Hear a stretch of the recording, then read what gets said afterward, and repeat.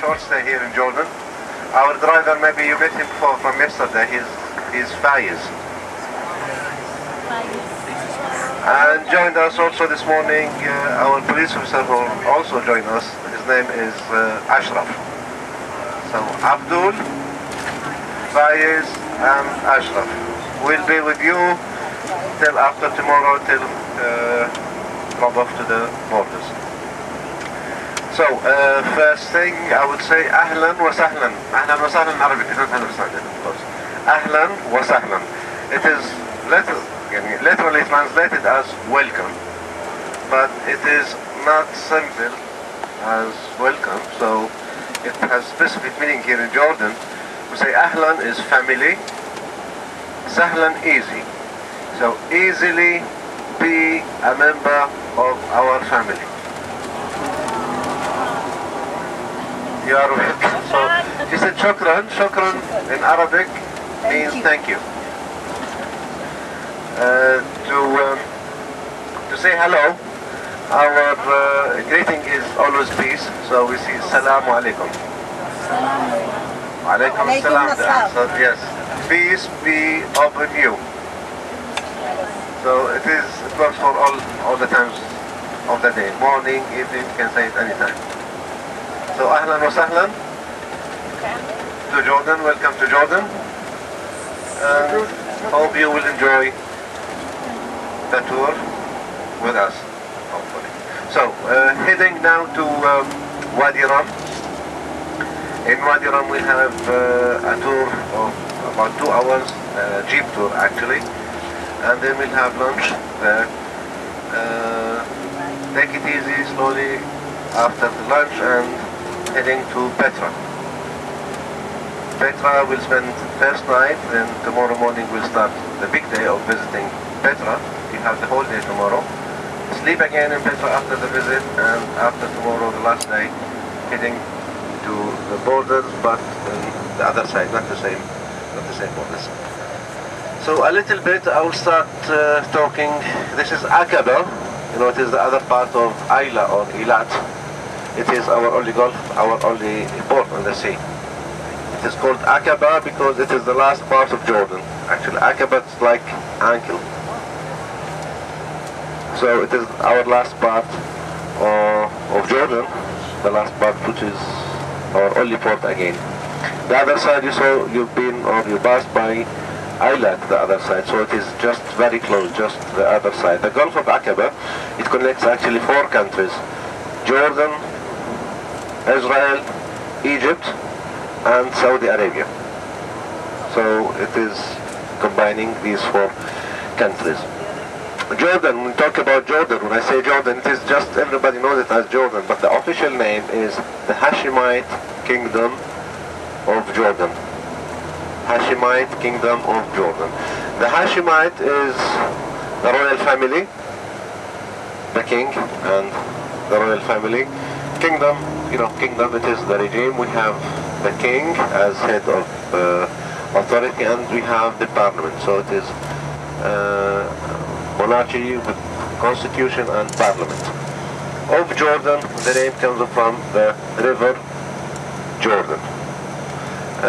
We count about 9 million people living in Jordan, including, of course, our guests. We call them our guests.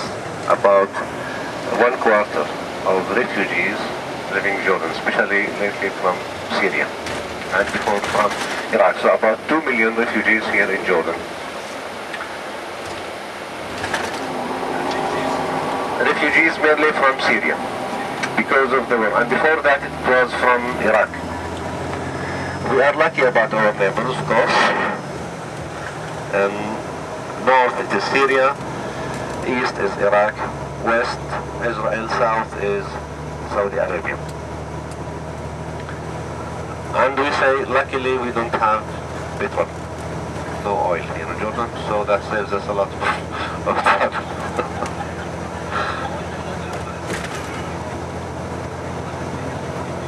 Palestinian refugees now, the question is there Palestinian refugees? Actually it makes about 60% of the population, because it started in 1948. It started as refugees and then they got the Yeah, Jordanian, most of them.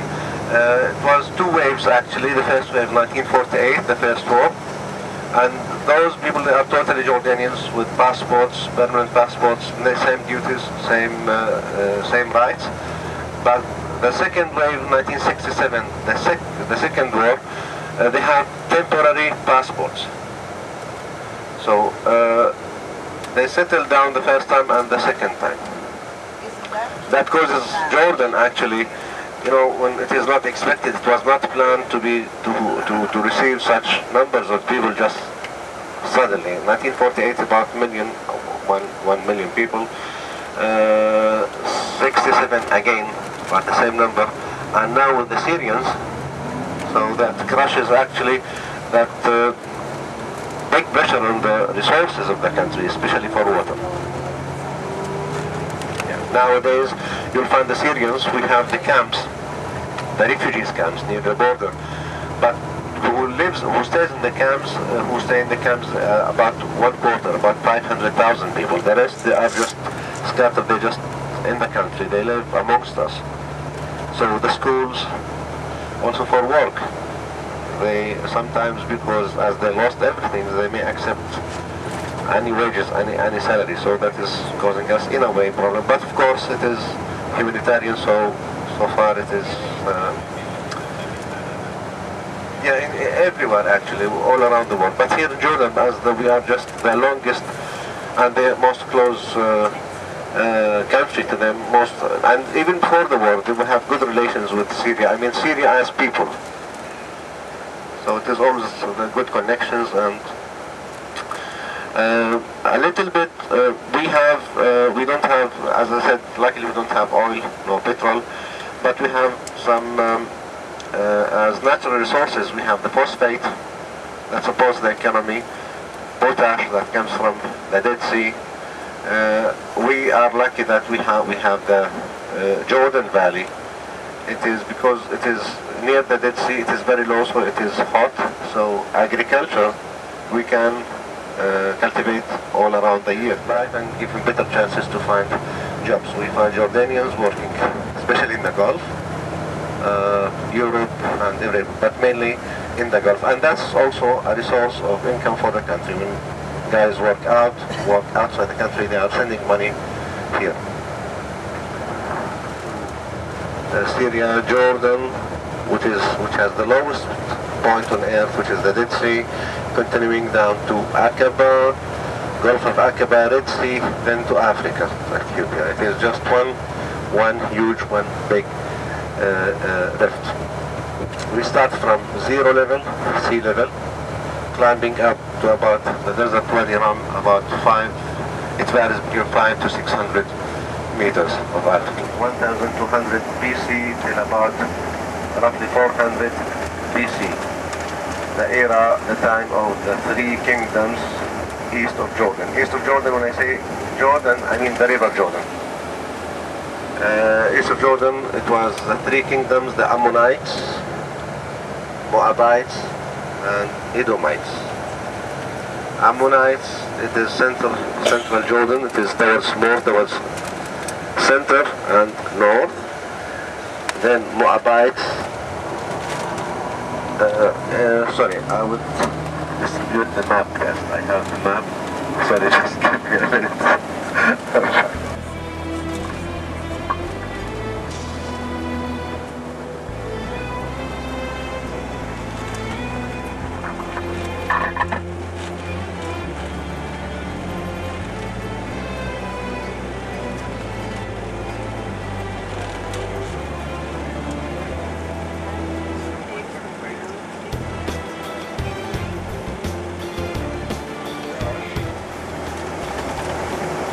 And down to the south towards Madaba, it was the area of the Ammonites, the Ammonite kingdom. Towards Karak, you see Karak, the word Karak, governorate, south of Amman, more a bit down. It is the Moabites. And Al-Batra, you see Al-Batra down to the south. Actually, it is the area. It is not the place, it is not Petra, it was the Edomite kingdom around. Edomite down to the south. You see Al-Batra? It is not Al-Batra actually, because Batra is later stage, later time, but the area I'm saying. So, talking about the Ammonites and the Moabites, Edomites, they are the descendants of all of Abraham, but specifically the Ammonites and Moabites, descendants of Lot, according to the Old Testament. After the destruction of Sodom and Gomorrah, you know the story when they get decided to keep the dynasty of the father. The Edomites, to the south, they are the descendant of Esau. Esau, yes. After the conflict before, which happened near the Jordan River, he settled to the south, and it is the Edomite kingdom. Edom means red in Aramaic language. Edom, red, reddish. There is two possibility for the name, either because Esau, his face was red, or which is most of the probably it is because of that, or you will see tomorrow the area of Petra with red stones actually, as it is sandstone, but we think it is most probably because of Edom, reddish face of Esau. So west of the river Jordan it was which kingdoms? Which? Judah and Israel. They are the descendants of Abraham. Then Abraham, he had Isaac and Jacob. Jacob is the grandfather or the father of the 12 tribes. So that's why we say the people of the area here, east of west, they are cousins. Joseph is Joseph. Isaac is Ishaq. We still use the same names still nowadays here. When they wanted to get rid of the brother, and a caravan passed by, took him to Egypt. So that answers the question actually, because most of the people, they think that they came off from Egypt. They left Egypt to this area. No, but originally they come from here. They come from the area of Jordan, from the river Jordan, where they started. And then later the story when the brothers went to look for corpse after the years of there was no rain, and they went to buy corpse from Egypt, and they met the brother, and he invites them to live there. And 300 years Moses was born, and that was the start of the story. Moses came to the area here twice. First time after killing the Egyptian, and he fled to an area we estimate it was west of Amman, the capital. It's called Salt, where he got married, and on the way back, it is not on the map, in the Mount Sinai, where he received the Ten Commandments. And again, when he liberated the Israelites, it was yet the Israelites, the Hebrews, and they crossed the land towards the promised land. I hope we will have the chance after.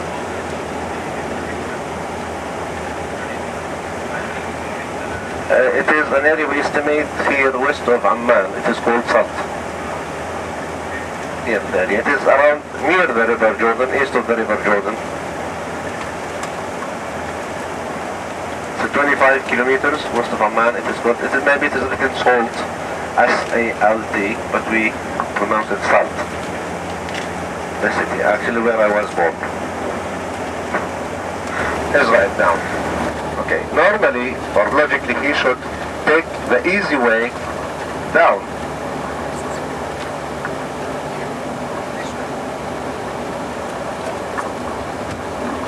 This is the logic and normal, and that's what they tried at that time. But as we say, it was the Edomite kingdom. And as the Edomites, they were the descendants of Esau. The descendant of Esau. The Israelites are the descendants of Jacob. Jacob, who, according to the Old Testament, there was when he took the right, when he the trick when so Esau was deceived. So the descendants didn't give the right to the Israelites to cross their land. So that's why they had to change the route to the east. They have to turn around the route. So they headed up to the east. This is after being lost in Sinai, and they crossed from here. So they had to come from Aqaba to east, a bit in the desert, and head north. Logically it should be the other side, which was the route.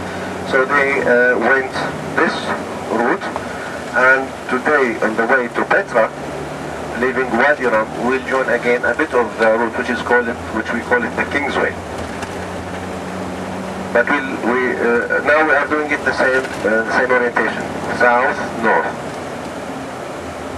Okay, we'll do some little part before arriving Petra. It's actually the way. We'll leave the highway. This is what we call it the desert highway. We will leave it, heading to joining the Kingsway to reach Petra. It is the same route because it was the route that day, those days. It was the route or the road that crossed the three kingdoms. So from Aqaba, joining the Kingsway, passing by east of Petra. Now Petra didn't exist that time because it has happened much more time before the Nabateans, or before Petra, before the Nabatean civilization. Across two valleys, one of them it is on the map called Al-Hasa.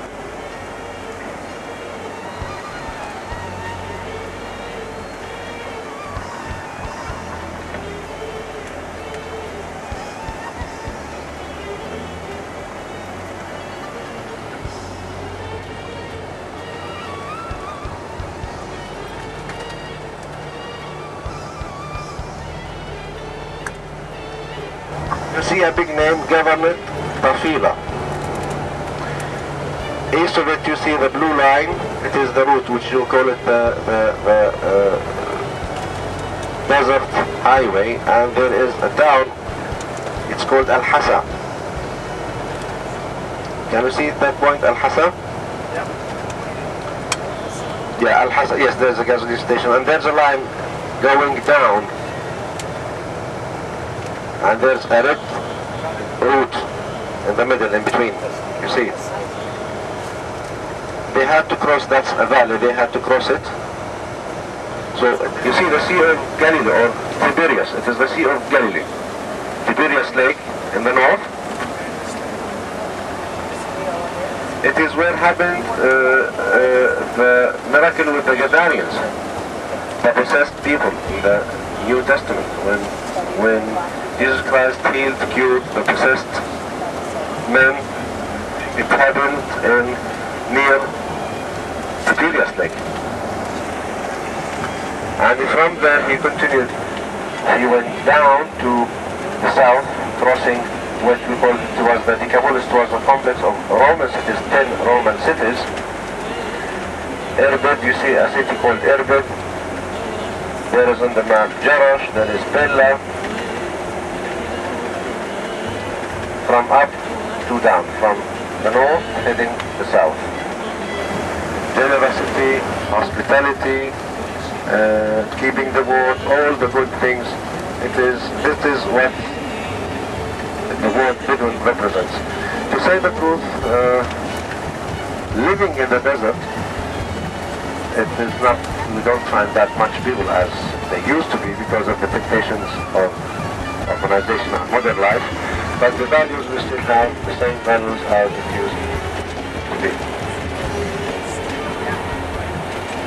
Yes, as a Bedouin, yes, it is different tribes, and each tribe, I'm talking originally, I'll talk about the part of modern Jordan, maybe after the tour, because now there's not much time to start our tour. But yes, generally Jordan was as a country, as a territory. Each tribe has its own area. So nobody